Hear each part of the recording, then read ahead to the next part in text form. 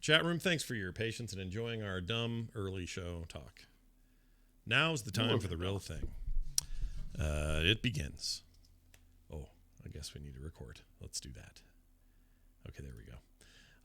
It starts in 3, 2, 1.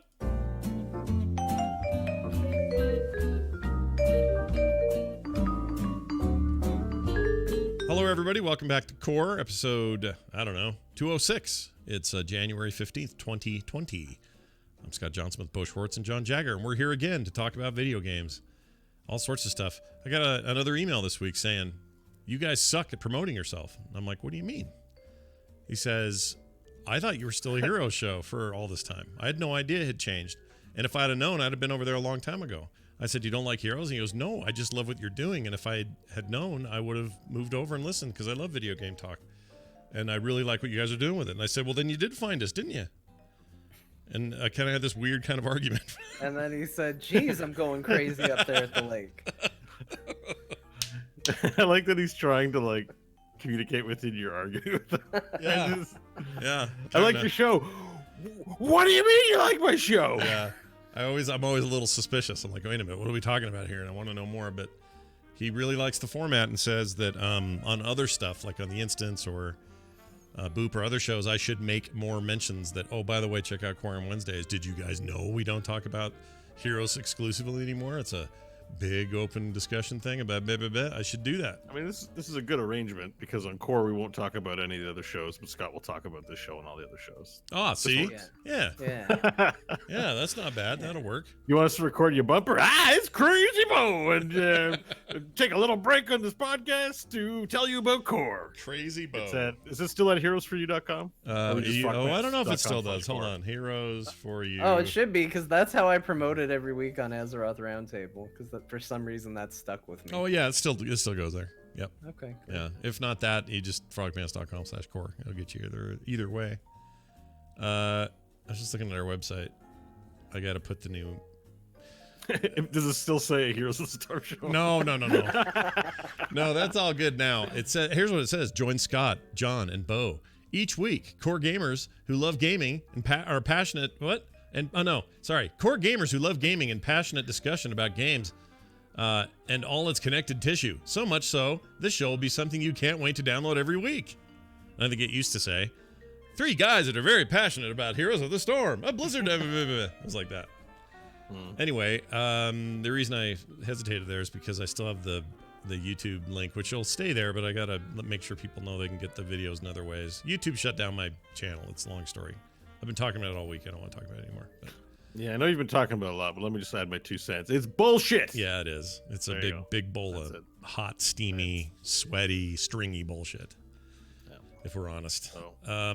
Anyway, so here's the deal. One of the things I always like every year as we enter the new year is to look forward to what's happening at E3. And boy, oh boy, do we have some news. Sony is skipping E3 2020 again. They weren't there last year either. And we'll probably do a video thing instead. Like they're taking a page out of Nintendo's recent book, I would say. And they'll probably do that. But, the generation's leading console manufacturer and publisher is not going again. And it might be kind of fun to discuss whether that finally means the death of E3. Honestly, if it wasn't a new console year, I might have said last year was the last one. Like, if we didn't know we were going to get new consoles for a while, I might have, already declared the death of E3. But given the fact that we have 2 brand new consoles coming this fall, there's no way they skip an E3 this year. And by skip, I mean the whole thing doesn't go away. But with Sony skipping again and Nintendo not there anymore and all this, I mean, what do you think? I assume Xbox goes sweet. Nintendo's Direct is this thing. So Nintendo wasn't there last year. No, right? They haven't done it for, what's it been, 5 years now they do the Direct thing? Yeah. So, I mean, it is a widely viewed trade show on the internet. It's one of the things people watch. I always see it pop up as a live stream on YouTube. So I find out whether I like it or not that E3 is going on. Mm-hmm. So somebody's going to show something there. So if there are 3 competitors and the 2 competitors decide not to participate, then we'll look at it this way. Xbox just go sweet, it's the Xbox show now. This is perfect. Well, look at it this way though. So So what you're really talking about is, okay, Microsoft's having a traditional, stage keynote kind of presentation for whatever they're going to do this for the year. And Sony and Nintendo did the same. In fact, Sony did it before Microsoft took the stage. They just did a, prepared 30-minute, hour long, whatever it is, video doing the exact same thing. They're just not doing a stage thing at the event. You could argue that no more people are going to see that than they would if it was Microsoft on a stage. And that's their whole reasoning. Their reasoning is, it used to be for us to reach all of the players and all of the potential retailers and everybody else, we had to go and have a presence at this thing, and we had to make a big deal at the thing because that's where the press covered it, and then that would spread from there to the rest of the world through newspapers, magazines, and other coverage. As the internet has become more and more a place where everything's immediately available all the time anyway, why spend the millions of dollars to have a booth and the additional multi-millions more to do a stage show when you can do that whole thing for a lot less money, control the quality of the whole thing, and put it out as video, and you'll hit the same number of eyeballs as you would if you were there. Does Netflix go to trade shows? I don't know. I mean, you never hear about it, right? But they're doing fine. So, oh yeah, I know that's TV and movies, but I'm like, it's just, you're completely right. There's absolutely no need for a trade show when the people you're trying to reach, I think, are not insider stakeholder type people, just consumers to advertise to. Yeah, it's just changed. It's just not the same anymore. It used to be that way, what we were describing, but it's not that way anymore. I mean, something like CES would be, it's there so that the people who visit can see the cool new technology, see the business opportunities, whatever your objectives are, to share in person those business connections. If it was not broadcast and people weren't covering it, it would still hold value for the people going. Mm-hmm.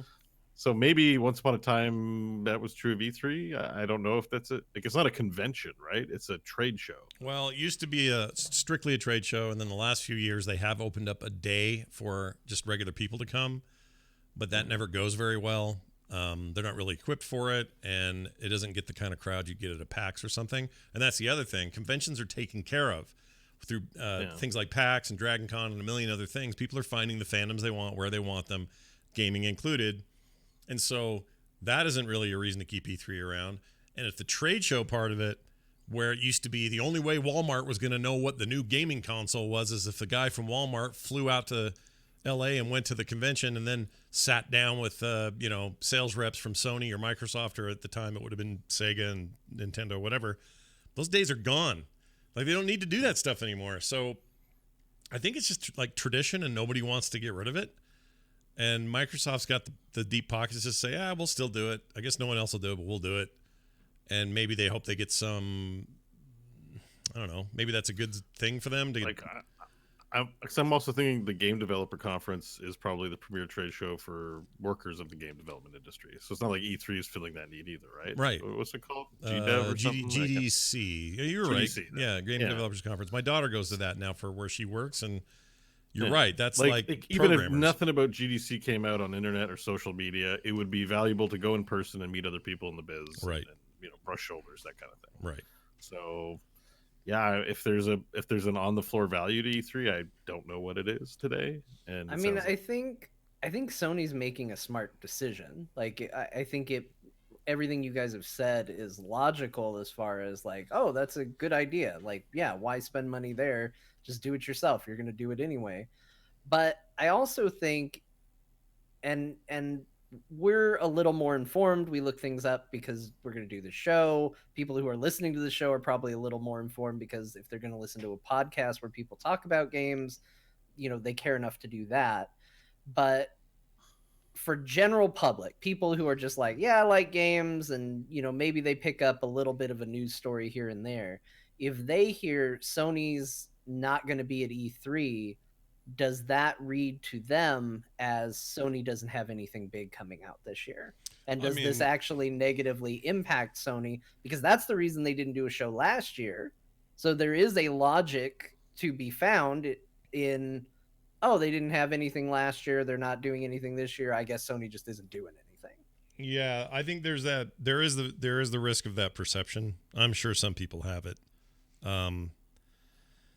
Yeah, I don't know. I mean, that's the thing Sony has to, I guess, get in front of or figure out a way to sort of message through. But I remember when Nintendo did this and the same thing happened. Everybody went, can you believe it? Nintendo's not going to be there anymore. And they said the same thing when EA pulled out and started doing their own thing, and when Activision last year pulled out and didn't do it. Yeah. Like, Sony's not even the only one. They're just like the big, marquee one that's not there. And it's notable because they're the big platform holder of choice this generation, at least numbers wise. So having them back, about to announce a new console, so you would think they would want to be there. If you were asking me 6 months ago what my bet would be, my bet was, they'll be at E3 because this is their console year. Of course they will. They'll be there. But now, in a way, I think it's kind of a bold statement to say, look, you just got to tear the Band-Aid off. If they don't think this is a viable trade show anymore, them just going to go is only going to perpetuate. It's just beating that dead horse. That horse is, barely alive horse you're beating. And sorry. Go on. I was just going to say, it's not like I'm sitting here saying I want E3 as an institution to go away. I love covering it. I love hearing stuff about it. Like there's fun to be had, but I don't want to go there. I don't want to go walk around that floor. I don't want to have anything. I mean, I would if I was just going for free, but I'm not making a big deal out of it every year. I just love that there's new stuff being announced and happening. There's no reason why this stuff couldn't come in another way. The only downside will be Sony will choose the where and when of what they want to tell us. Microsoft will choose the where and when. Nintendo will choose the where and when, which means you don't really have not that those stage presentations are neutral anyway, but you don't have a neutral space for them all to speak from. And maybe that's what a show floor is for. I don't know. But they're also exhibiting and doing more at actual conventions where fans are, like the PAXs and stuff. Nintendo always has a big presence at PAX. Same with Sony and Microsoft. So I just think maybe it's a dying thing. It's like Comdex. Like Comdex used to be huge. And then, I don't know, we quit caring about every single new PC that came out. And there was no need for a freaking trade show. And then CES kind of said, well, what if it was all that combined with like home electronics and fridges and TVs and everything? All right, cool. That makes sense. And now that's a thing that still goes. But even people have questions about that and its viability. Yeah. I just think that the longer we go where information is at everybody's fingertips anytime they want all the time, and in some cases that means rich 4K video content that shows you exactly what you would see if you were right there in front of the thing. I don't know why you keep doing it unless you just want to carry a tradition on. Right. It's not like we've had less press conferences to see every year. We've actually had more, I feel like. Right. Well, that's the other thing, right? The vacuum gets filled by, hey, we're Revolver Digital. We're going to come talk about our weird indie shit. And, hey, we're, who was it? Who last year was? Oh, like when it was first. I mean, now it seems normal they do it. But when Bethesda first announced they were doing it, that was new and weird. I was like, whoa, Bethesda, what are you guys doing here? So you're starting to see like the second tier publishers take those slots, and EA is another big one, right? They do a presentation. Yeah, but they do it off campus. Or they're no longer at the E3 space at all. So they do their own stage thing off in. It's still in Hollywood there somewhere, but it's not. It's not. So I think there's just still a gaming press cycle that's just thirsty for. Like it's infinitely thirsty for news and clicks and headlines. So like there's still. They could put a monkey up with a banana giving an education on banana reproduction, and they would be on Kotaku, right? If you guys if you guys are subscribers to our Patreon, you will get the entire story behind that banana reproduction thing. It's all in our bonus show this week, which we just recorded and we'll put up on the thing. So just let that be a reminder to you. We only get one shot at it, and That's right. we spent it. That's right. But like that's my only thought is like they're just still going to put on the show as long as there's some kind of viability to it, I suppose. Like the gaming press is going to cover it like it's a big deal whether it is or not. If Microsoft pulled out, I guarantee everybody having a very different conversation, because that would mean the last of the big three gives a poop.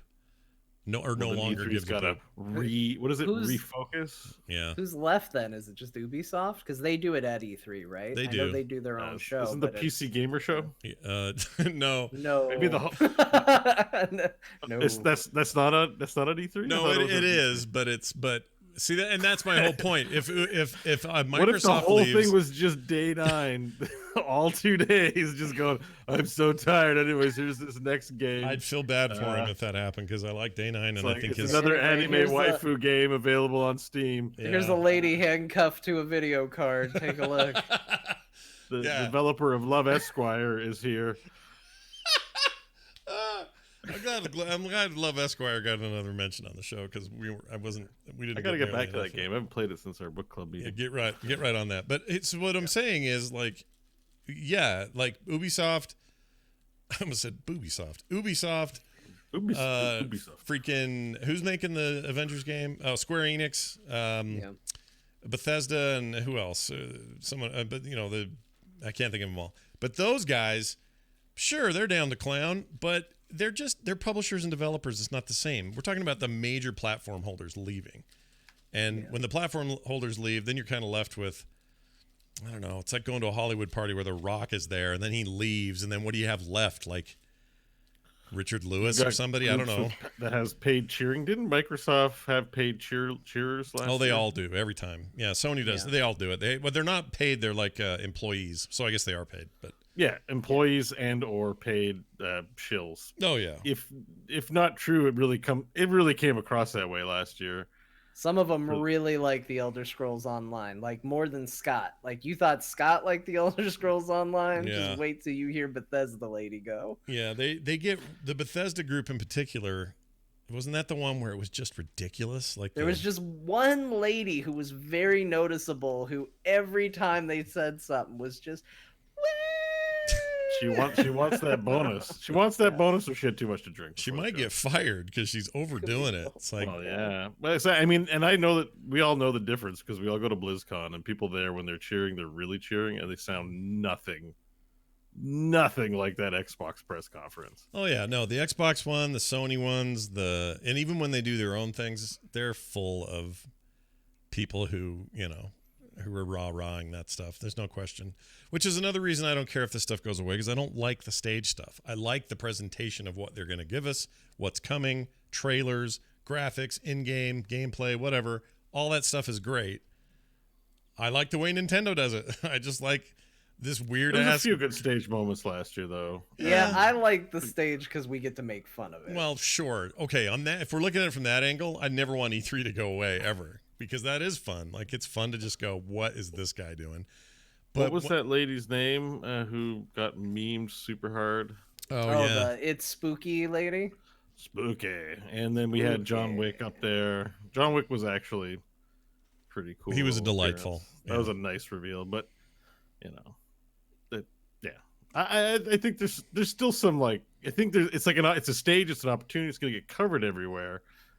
I don't know why you wouldn't use that if Because it's billions of dollars to I do know it. I know it's lots of money, but it's just like Sony, Nintendo. Like, I'm not weeping over their budgets. Or, I don't think that's their only reason. I think that they just like to control message, and sometimes on stage with unpredictable factors, it's just a giant stress on everybody. And I think they could. Yeah, I guess so. Yeah. There's that famous. I mean, there's a lot of demos like this, but it's the one I remember: the Uncharted 3, where the game glitched and broke right at the beginning, and then once again during the action sequence. Oh yeah. Like, there's plenty of moments people being like, "Man, the Wii. Let me tell you, we've got this Wii Motion Plus. It's gonna give you 1-to-1 Wii action, and then it doesn't work on the stage, and they're Yeah. going, It spazzes and out. nothing's happening, Yeah. and Link's like, We should embrace that stuff as a collective.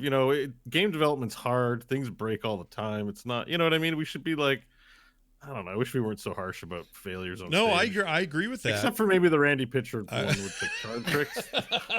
Like that, like that's that's worth lampooning. But if the connection doesn't work or a game's bugged, it's in development, people. Yeah, no, "Oh I no, get I it. like it. I like it. I yeah. get it. We and I all know do it, and myself included. I'm just saying, now that we're talking about it, I don't feel bad. But see, this is the thing about a trade show. What they're trying to do is say, hey, Walmart, it's worth you to invest in about, I don't know, $2.8 billion worth of hardware and software sales pipe for this next holiday season. And if our stuff's glitching out on stage, that they don't want that. Like, that just cannot be part of their, Like for you and I, we're like, nah, whatever, they'll work it out. That bug will be fixed. This is kind of funny. It happened on stage. But I think that the pressure of that event and the cameras on you, it's not about the people at home. It's about the Walmart executives. I keep using Walmart, but It's like Stan Bargelberg. yeah, Stan Bargelberg. Stan Bargelberg, who's in purchasing over at Walmart. Yeah, he's You an know who Stan acquisitions is? chief or whatever. And The legendary purchaser. is he? Is that really a person? Not really. Okay. I I'm like, wait a minute. Is there like a Canadian famous like acquisitions don't know, but I guy? like to think that all these companies have people who are in purchasing who take themselves super seriously. Like, I'm the best purchaser of product. I go to all the Well, trade I shows. was considering buying Uncharted 3, but did you see the way Nathan Drake simply wouldn't move? He was pushing the sticks, but Nathan wouldn't respond. You don't want to push a game where somebody's not responding. I don't know if that's close to the reality, but I want to believe it is. So I'm gonna stay. I'm gonna go with what you just did. Yeah. Part of the big announcements this week too, where Square has delayed that Final Fantasy remake and the Avengers games. They both got pushed. I didn't see where I saw I saw fall for Avengers. And what's the Final Fantasy push date? April. It's like April? 3 weeks. It's funny. There's the game director wrote like a huge long letter of apology, and I'm like, dude, it's like a month. Like, Yeah, but April's a bad month, dude. You got Yeah, it's April's rough. Cyberpunk, freaking what are there's some huge games. Resident Evil. Oh, Resident Evil 3 remake with a freaking Isn't flamethrower. Animal Crossing that That's week, that's or that March. month? That's March. Yeah. Oh. Yeah. well, Final Fantasy VII remake has 2 release dates at least, so Yeah. it's a 1 year exclusive. So they have another opportunity to make a sales push. Yeah. Also, it's more of a series, so I could see people missing out on the initial launch when the second episode comes out if it proves successful. You know, games get picked up later, and then the new one gets bought. Yeah. That happens all the time. You know, I'm not shocked or surprised at all by this Avengers thing getting delayed. Just given everything we'd seen so far, and I just never felt like they were done enough for what they said they were, and it sounds like a bureaucratic cluster F based on all the little bit. developers involved. You know what I mean? I don't know. Yeah. I Hard just to got say. that impression. I just get that vibe from that project. I would be a million times more excited about Marvel's The Avengers. Like, my interest level would go from right now where it's at about a 1 out of 10 to probably a 9 out of 10 if they just did an art style other than ugly. Like, that game, I just look at it and it is the ugliest looking game. Like, every design choice they've made for the characters just looks wrong. It looks like it's somebody's first year modeling these characters ever. Oh, wow. They're like, oh, it's Thor adjacent. It's Captain America-esque.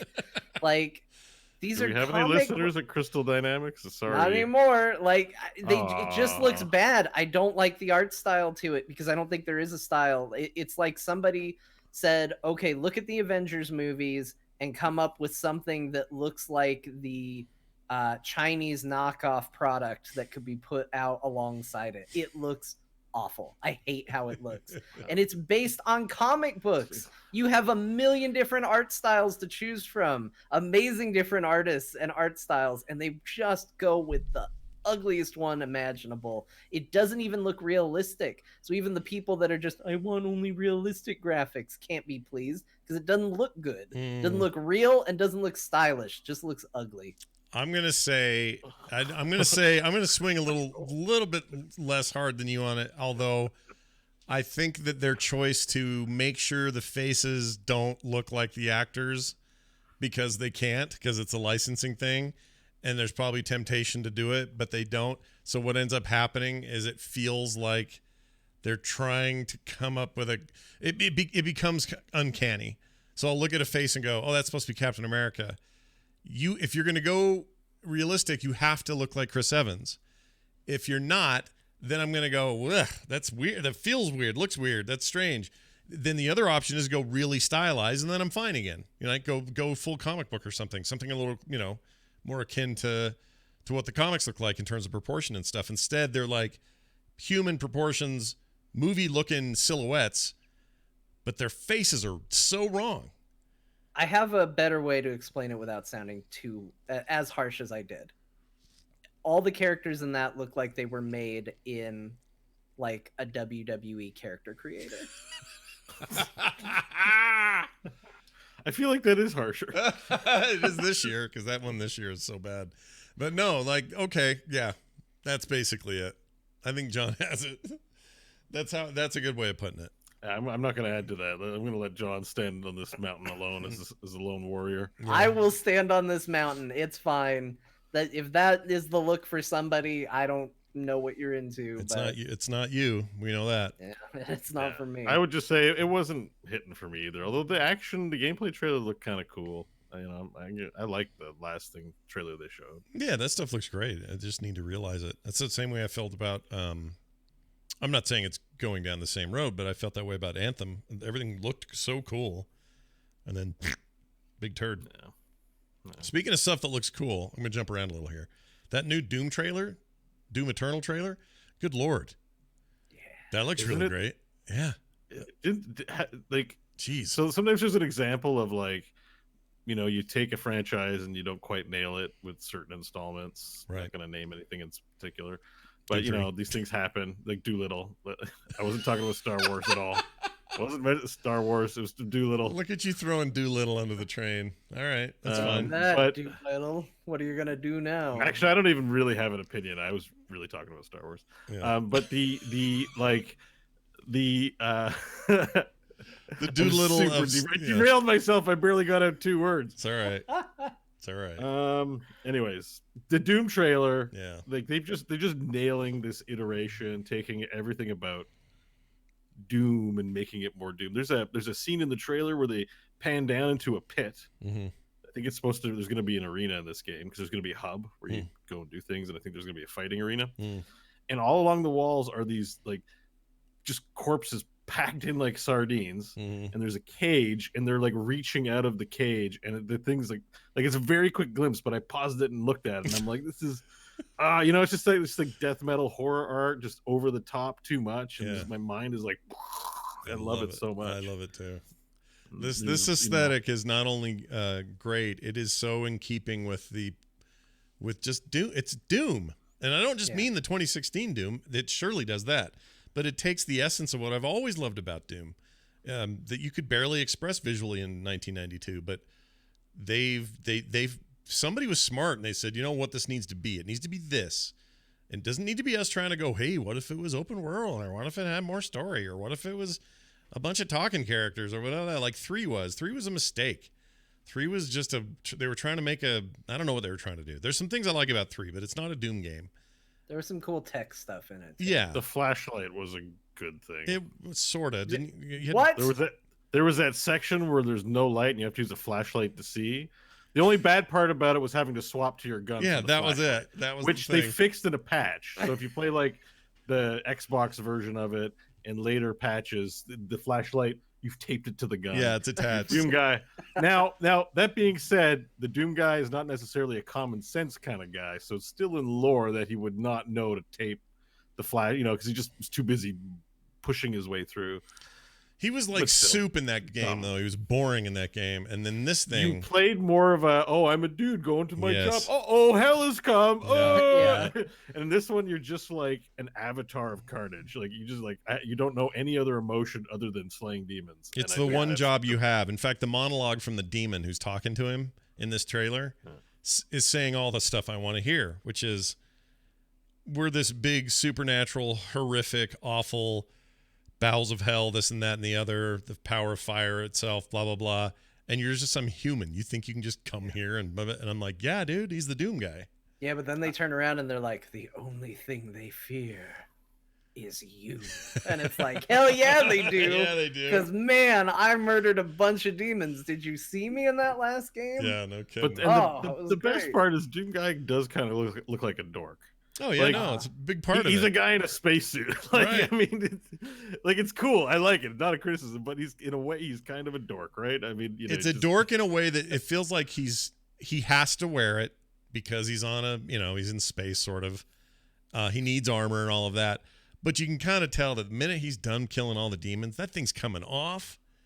And it's just going to be him laying in some rocks naked, drinking something. Like he's just But going to. he'll never be done. He'll never be done. Yeah. That's the Yeah.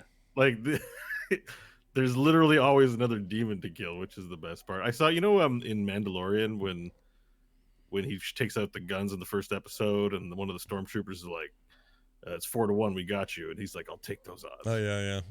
So I saw a little meme in the YouTube comments that was like, the demons are like, "Oh, it's a bajillion million kabillion to 1," and then the Doom guy's like, "I like those odds." Yeah. It's just Great. like, he's like, whatever. They lean into that stupid, over the top, not even broy. I don't know what the word is. It's like just that old school. Nothing's gonna stop me. Hell It's itself. a power fantasy. It really is. Across the board. Right. He makes John Wick look like your daycare babysitter. Well, in some ways, the Doom guy is just this one. He's got one mode, right? That's it. Yes. It's the most two-dimensional view of an individual you could probably have. But in the context of this and what Doom is supposed to be, it's freaking perfect. Yeah, It's I'm not actually playing it for refreshing. pathos. I'm playing it because I woke up and went, I have got to kill some damn demons. Like, today is the day for killing demons. Yeah. And I don't need my avatar to feel conflicted about it. I need my avatar to be on board with the plan. And Bo's We right. went in, and the plan was kill demons, and that's what we need to do. Yep, and Bo's right. It's weirdly refreshing to go back to that. Because everything is I think it's the RPGification of everything, right? Even your FIFA soccer players have a love story nowadays. You know what I mean? It's just like, yes, it's a video game, and a video game has very specific. Like, if you think of older video games, right? Like Space Invaders, you're just a ship. You have a very specific task: kill the invading ships. Yeah, that's it. It's a pure video game. That's it. It's like there's almost this refreshing taste to the idea that your game can just be the thing. Not only that, but it can be the thing, but do it in this world that's so textured and huge and intense, with all the modern trappings and technology that we can bring to it, and still maintain that focus. Yeah.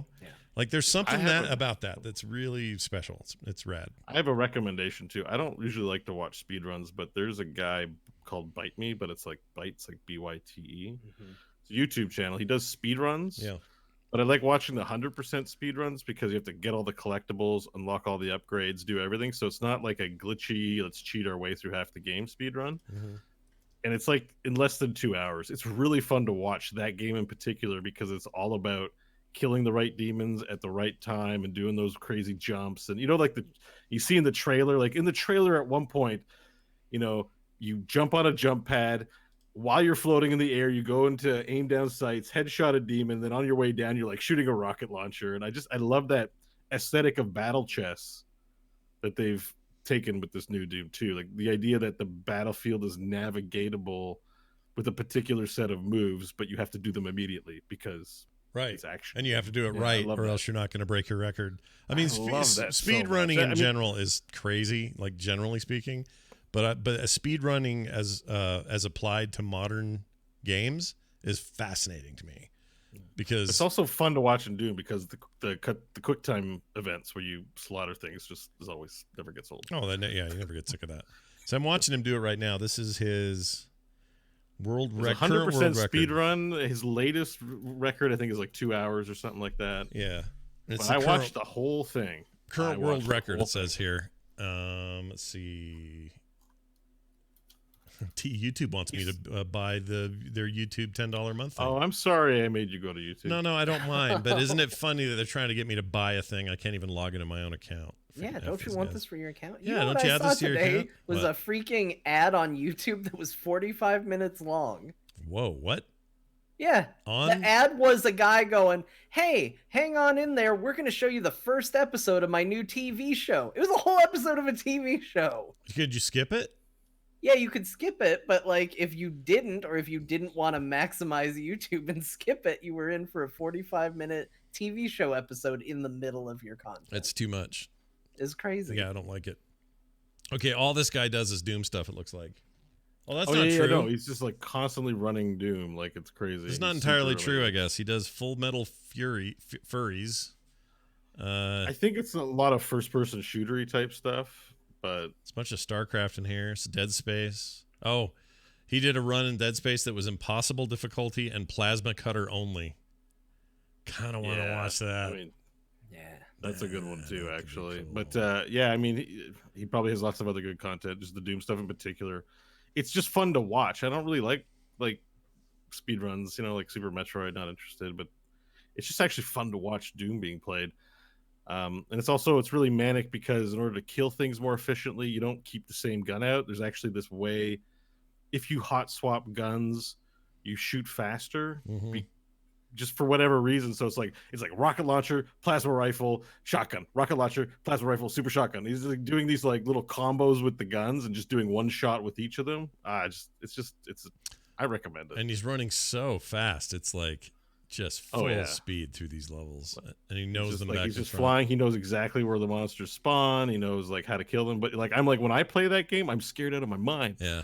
Like the cyber demons in particular, they have like this predictive pathing where like if they're running after you and you decide to take away because like dumb AI is just going to follow you to the point they last saw you, Yeah. they stop and predict where you're going to go, and then you'll turn a corner and those damn cyber demons are like and I'm like Wow. oh man, the power at their fingertips. They could just it's scary Yeah, it is. It's really cool. when the AI is predicting where you're going to go and not just looking at the last place they saw you or where the AI thinks they heard a sound from.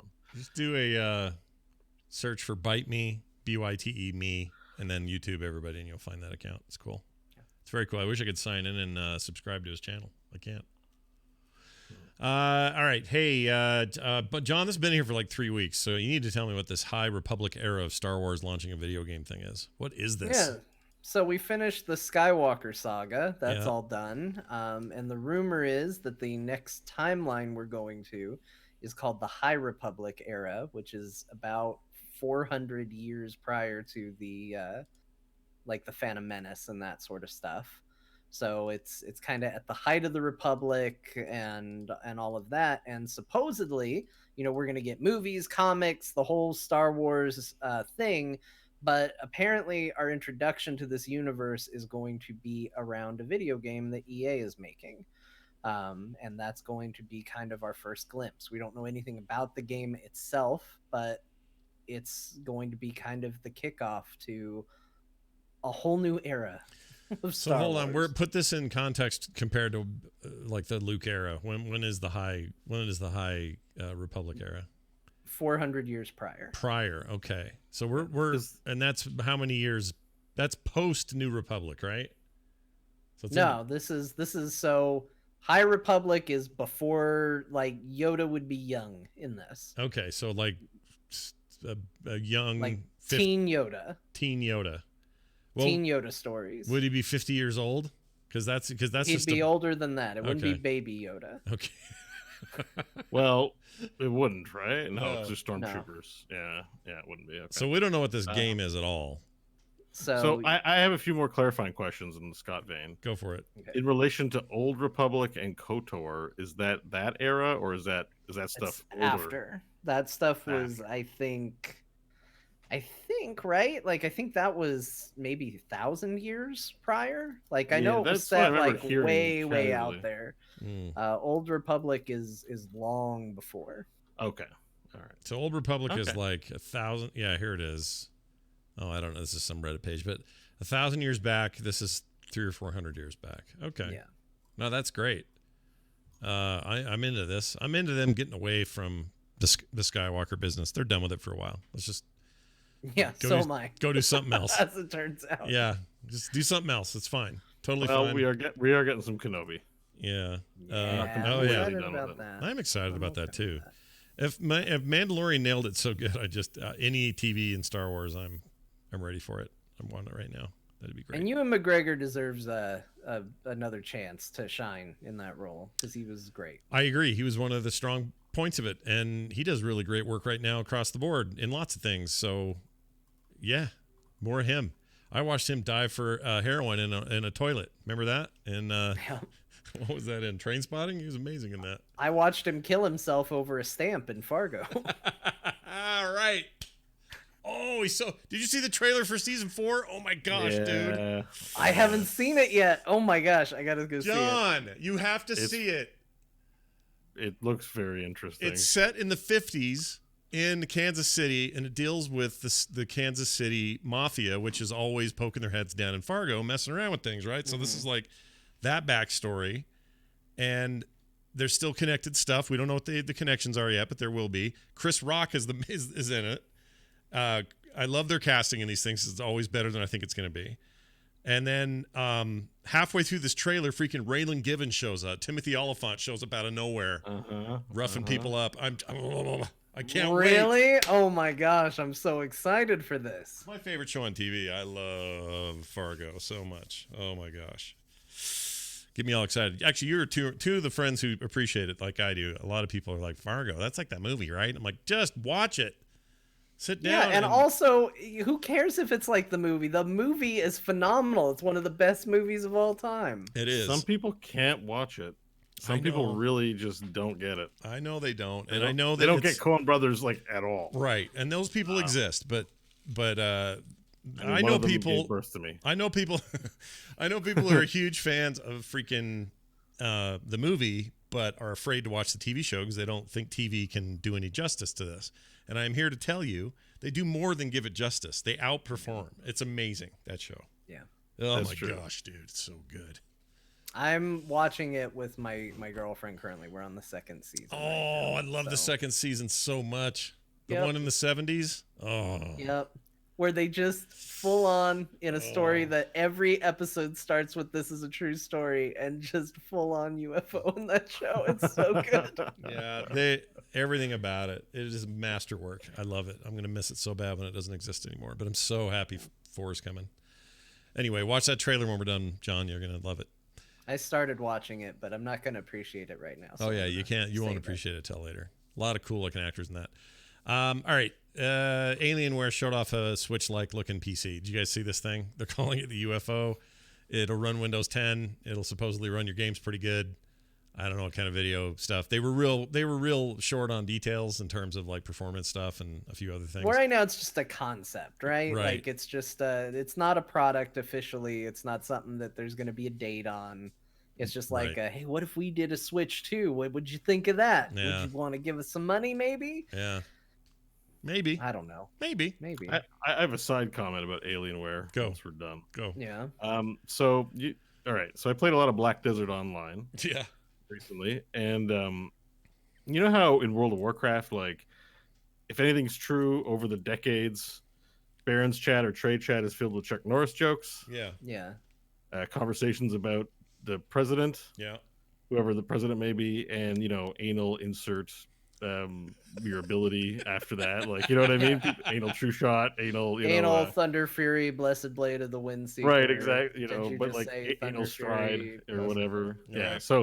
So those are the things, the memes, if you will, or the customs of the trade chat. So there's a server-wide chat in Black Desert Online, and the top meme, and according to the people chatting, it's been since the launch of the game, is they make fun of Alienware. That's it? Like they make fun of Alienware constantly. It's like, I can't play this game, I don't have Alienware. And Why? people, you might be like, guys, can you help me figure out how to pick my abilities? And someone will respond, oh, do you own Alienware? And no, you shouldn't probably play the game. Why is You that can a thing? I don't get it. I don't know if there was some weird promotion back when the game launched, but apparently Alienware is the system to play Black Desert Online on the best or something like that. So if you don't own Alienware, but it's like a joke, right? Like Right. it's just like, it's like, I bought a new outfit, but it doesn't look that nice. I wasted my money because I don't have Alienware. What a You know, weird it's like thing. Alienware GTFO, or it's just constant. The whole time I played that game is that server chat was just Alienware every 2 seconds. Like Like, the I've English. seen more Alienware in 2 weeks than I've seen Chuck Norris jokes in World of Warcraft. was it mostly English players talking, or was it? Yeah, This? yeah. It's the North America servers. Yeah, I don't get So- that at all. That says a weird. lot about it's Black Desert. just weird, and it's like I looked it up, and it's like it exists only in the BDO context. You won't go to any other game with a server-wide chat or world chat and have people meme about Alienware. They hate Alien. The Black Desert Online player base hates Alienware. like, Why? as a That's so passion. weird. I know, but it was fun to discover because I'm just How like, odd. They're not my favorite either, but it's. I should play it on my laptop because my laptop happens to be an Alien one. Oh yeah, that's the best to play it on. I heard. Okay, Yeah. now I'm getting into it, Bo. Now I'm starting to understand Yeah. the meme. Yeah. I guess I should play Black Desert Online because I got my Alienware. Yeah. Oh, That's right. Yeah, Yeah. that's the only one that'll work or something like that. It wouldn't work on my desktop, but my laptop should be fine. Yeah, because it's Alienware. Because Alienware. Yeah, boy, these these BDOs, man, they know what's up with the jokes. I got it refurbished from the Dell outlet because I didn't want to spend much on a laptop. I mean, I'm just reporting what I saw Yeah, no, it's fine. from the ground. I like it. A man on the spot in BDO.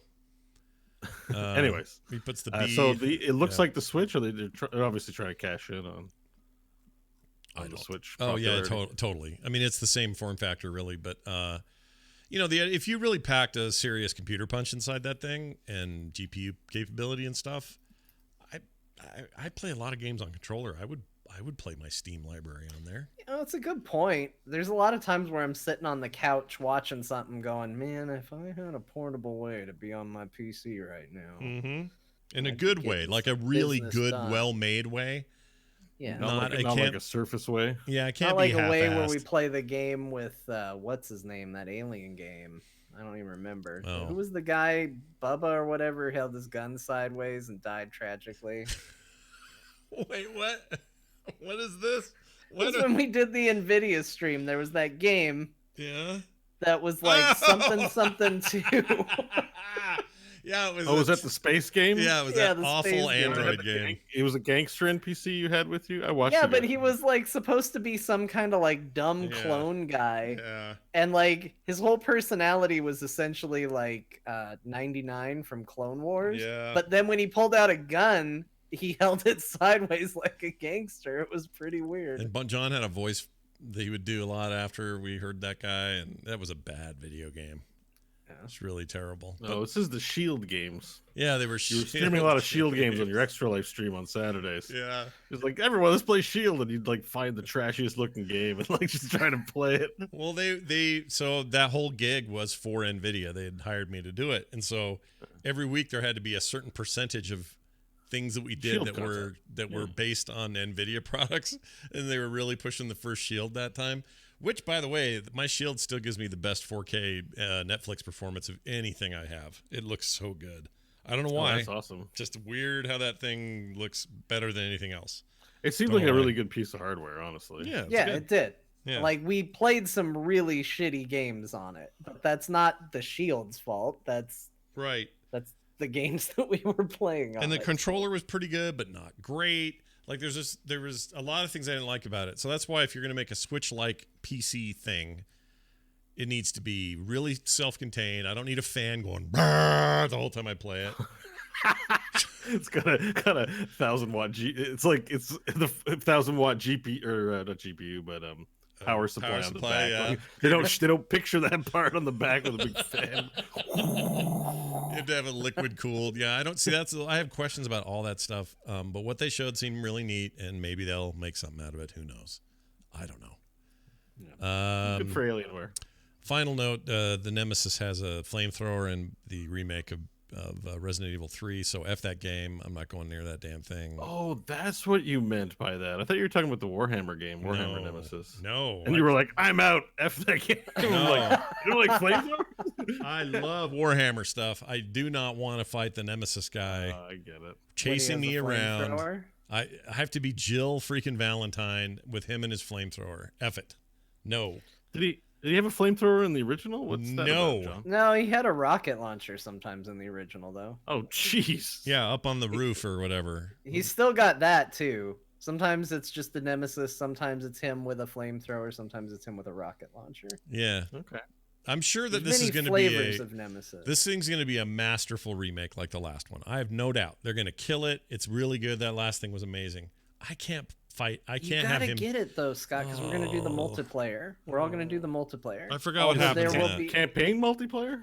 It's not campaign multiplayer. It's that like, what do they call it? The non-linear co-op. What is it? I don't remember. You know what I'm talking about? Where it's like 4v1. Oh, right. One, you're the Nemesis. The other four are trying to survive.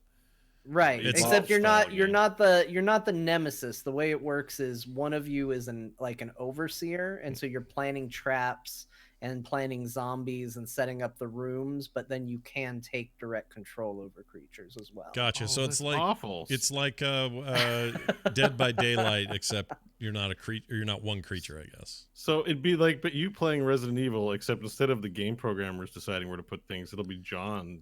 Yeah. tormenting Why you. do I want to do that to myself? Well, what if you're the one doing the tormenting, Scott? Oh, I guess that's true. Yeah, I there's could that. enjoy that, but I'll be John- bad at it. Scott might get scared too. He's like, let me place this zombie here. And the zombie's like, "Ugh," and he's like, ah! He picks it up to drop it. What am I to do? What am I to do? Oh, I'm never can't gonna do live this. that stupid scene down. Oh, that thing got under my That- skin so bad. That yeah. is the best clip of you I've ever seen. I mean, It is it's a just compliment. In a it's moment of journey panic, that keeps giving. you should take it as a compliment. In the moment of panic, you Uh-huh. still manage to enunciate. I guess. Like, I'm sure there are people who What appreciate am I that to you're not- do? What am I to do? It's like, no matter how difficult the situation gets, Scott will enunciate clearly, and communication is good in emergencies. Let's see. Clear Where did communication. I save that somewhere? Hold on. What am I to do? That should It's be in like your my it's ringtone. in your top clips for sure. It's Oh, like- it did a thing. No, it's not. That's not it. Hold on. That'd make a good ringtone too. I did it. Oh, it did a thing. I could do that. yeah. Hold on. Is this no. No. Hold on. Oh, shit. No. Ah! I can't find it. But yeah, I capped it somewhere. Plus, it's in the clips, and it's horrid. It's horrid. What am I to do? What am I to What do? am I What to am do? I to do? What am I to do? It just came out of me, man. It's like a fart. I can't control what it utters. It just happens. All right. There's that. Hey, let's talk about these games, what we've been playing. I got back. I don't know why this happened. Oh, no, I do know why this happened. The hype was real, and John started playing it again, and I just got in the mood. And my daughter got it on Switch, so she's playing it on her train rides, and I just thought, you know what? I'm in the mood for The Witcher 3 again. I'm going to go play that. I played a lot of The Witcher 3. Did I see right? You're trying to just mainline the story? Yeah, I'm going to mainline that story till the end. I'm to the point where I'm gathering all my allies to fight the Wild Hunt at the place. This is before the DLC or any of that. And I just got finished with the very long task of getting Uma Thurman Bubble Boy face transformed back into the elf guy. Oh, is that a spoiler? Sorry, everybody. That's That game's old. You've had your chance. it's 5 years Uma old. Thurman. time. Bubble face. Yeah, the little weird creature that's like Uma keeps saying it. He's all roly poly, big Oh, eyed. Uma, Yeah. yeah. You have maybe you And haven't whenever gotten you there log yet. into the game, it's like Uma, the ugliest man in the world, blah blah blah. Yeah. You know, That's where I'm so you at. finally got through that. Or I got through that, yeah. So I'm now done You with never that. got through that? No, I never got to that part. I got so caught in the weeds in that game. No, it takes a really long time because that's the point where you start exploring the world and finding all the chests in the water and Skellige and stuff, and Yeah. you don't get back to the main story. No, So it's weird. that means you did the drinking. Oh yeah, I've done all that. And what happened? Did you go to bed on time? Did you stay up and get into adventures? What happened? I treated it a lot like I think I would have in real life, and I went to bed at midnight. Oh my god. Yeah, because I think I already said this on the show, but if you stay up drinking, you end up wearing Yennefer's clothes and you prank call people in Really? a teleporter machine. Yeah, like all three of you are wearing different like parts of her clothes. Like I think Geralt is wearing the dress and somebody's wearing like her like nylons and her hat and has no clothes on and like and then you're all dressed up. Look, all the men are dressed up in her clothes, and then you're prank calling these with that device they have. So Yeah. a portal opens up and Elf's like, who is this? Who's calling me? And you're like, oh, I'm Yennefer. Blah, blah, Did that blah, really blah, blah." happen? Or should Yeah, have yeah, if you happened? stay up Oh, late I and should you have keep- done it. Yeah, if you go to bed, you like miss out on all. I mean, maybe something special happens. I if was you go to bed on tempted. time. I was tempted because the old Witcher guy was out in the woods with the creepy kid, Yeah. and I thought Maybe well, if I went to bed on time, Yennefer would have cuddled. There would have been a unique conversation. Did that take place? no, it didn't. I just went to bed. And that was it. Because she goes to bed early. And she's like, "Don't stay up too late, Geralt." And So I'm where like, does "No, I she won't do sleep? that." And she doesn't notice that you're using her teleporter to talk to all her friends and prank call people. How don't come she know. missed all that? Maybe she didn't go to sleep. Maybe she went to go and I don't know. I did do magic the thing where I was up in that tower. You know how far up that tower it is to get to her all the time. Yeah, I'm up there talking to her. I have a major crush on Yennefer. She's my go-to in this game. Uh-huh. Yeah. And part of it's because she just doesn't take my crap. But at one point, she was trying to get me to apologize for my my dalliances with what's her name, with Triss. with Triss, and I said, I thought I gave the right answer in the dialogue tree, something that was a nice thing to say. She goes, F you, or whatever, and puts me into a portal, kicks me into this portal, and the next thing I see is the portal opens. I'm 300 feet above the lake, 600,000 miles down the island mountain from where this castle is, and it drops me into the middle of the ocean. And I have to swim all the way to shore, and I got to run all the way back up and find the fast travel sign to get back up to the top. I could have ran the whole way. That's awesome. And I didn't have that she happen goes, to me. And she goes, "Oh, you're back, are you? Have you learned your lesson?" Like that whole thing. So that game's really good at that. That might not ruin it for you though. As long as I think it's as long as you reject Triss in the end or something. Oh yeah, no, she was. We ended up being able to progress past that, but she thought it was real awesome. funny. That didn't happen to me. I think you can play through that game and have things not happen to you that someone else that happens to them. That's cool. That's a sign of a cool RPG. I love that. Yeah. But anyway, I got like 5-6 hours into that the other day. I streamed it a little bit more a few days before that. Just got really sucked back in. So that's kind of my bomb right now. I'm really back into The Witcher 3. And so you've done none of Blood and Wine, right? None of it yet. No. That's the crazy part is I've played that game a lot, but I'm still not there either. And I'm just like, oh. Yeah, Blood and Wine is super good. I keep hearing I've only touched the surface of it, and I already know that that is the part of The Witcher that I want to play the most. Like, it is crazy, and I love it. My friend Corinne, who's she's a professor of video game studies up at the University of Utah. So you'd think she'd have, pretty good idea of what she likes or doesn't like. She says that with Blood and Wine included, The Witcher 3 is the single greatest narrative video game in the history of video games. That's what she says. Oh, wow. See, that's why I'm like, I need to hurry up and play and get through it because she said that. And I'm like, I need to get Blood and Wine and see what's going on there. It's just Blood and Wine is such a dramatic change because, like, the Witcher universe is a lot of, like, terrible things happening to, like, terrible or downtrodden people. So it's a lot of, like, well, Witcher, there's a monster attacking and we're all dead and my wife died and my child's gone and I hate everything about everything and I live in mud. And Geralt's like, that sucks, but you gotta pay me. Yeah. And then, like, it's just that. But then you go to Blood and Wine and it's like this crazy storybook world. And then instead, they're like, oh, there's a giant attacking a village. Let's go. We've got to be heroes. And they all go like charging off to go battle a giant. Like, it's the people you encounter are way different. They're into being heroes and they're into doing heroic things. And you're in a much more like high fantasy type world. And Geralt is the one who's kind of out of place because he's just sort of like, oh, you're the fish out of water there. Seriously. And they're just like, no, we're going to fight the giant. It's going to be wonderful. It's good. I have to admit, I was legitimately surprised that Uma wasn't who they hoped he was after the curse was lifted. I kind of thought it was going to be. I don't want to give this away. I guess it's 5 years old. It's a super old game, dude. Like, spoilers, guys. But it plays and looks and feels like a brand ass new game. That game does not age. That's true. It's but it's not a big spoiler saying it's not Ciri. That's part of the fun is finding Ciri. Yeah, that's I never thought it was Ciri, though, honestly. I kind of bought into it for a bit. I don't know why. It felt too easy. I mean, it is, and you're right. And it would have changed the trajectory of that game, but I don't know. There was something about it. Also, what I love in that game are awkward moments of silence. They make perfect fart so you videos. Can make fart memes. Yeah. They're great for that because there's so many times where Geralt will like be looking at somebody and just kind of go. And it's just perfect to like crack a fart off while he's doing it. It's perfect. So I can't help but do those. I got a whole batch of those waiting to do more stuff with them. My favorite thing is how ridiculous Geralt becomes over the course of the game because they definitely know what kind of character they have. Mm-hmm. And at the beginning, they make him very serious and very cool to kind of get you in. But then later you just start running into people where he's just awkward around people where someone's talking about a lost love and he's just like, oh, I loved her, but she disappeared from my life. And he's like, is it a curse? Is it something? Did they get away from you? And they're just like, no, she went away. She just moved. Yeah. And like, but Geralt's always in like Witcher mode. Yeah. And I Oh, just yeah. love when he starts to become more and more ridiculous. There's that one quest where in order to lure out a monster, you have to get drunk in Oxenfurt and you just walk around and you're like singing the whole time and it's super ridiculous. I love that quest. I also like anytime he does anything with I forgot his name. Not Chamberlain. Who's the other Witcher he just can't stand?